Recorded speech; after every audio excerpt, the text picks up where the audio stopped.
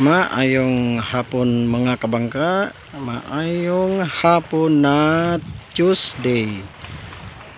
Muni atong latest update sa atong bangka.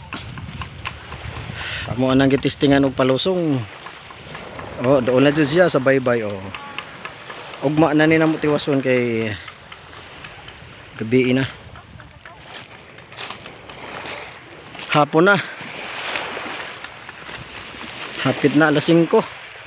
Importante na nakuha na lang. Nadool-dool na ni siya.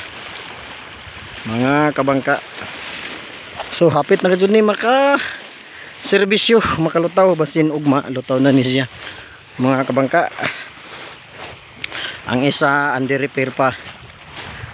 Under repair pa siya pero mga 2 months, mga May. Makalutaw na ni siya. Mo ni siya. Oh, dool na gajud siya kaya mong gibira sa loader. Pasensya na wala mi ka video kay na busy. Oh.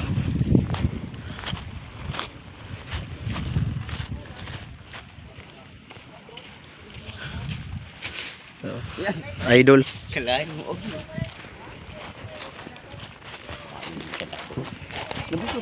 Gabok. Gabok siya.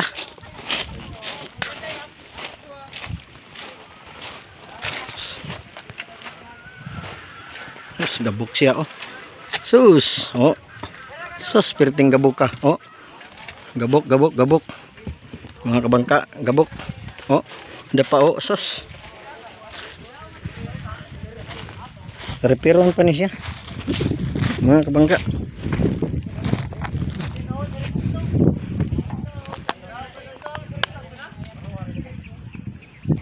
So hapit na gyud. Salamat kayo sa inyong pagsubaybay mga kabangka. Okay dulo.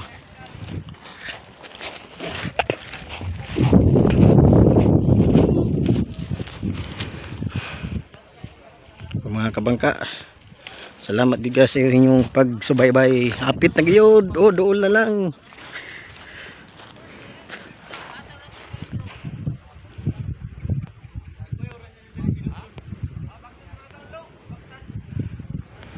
So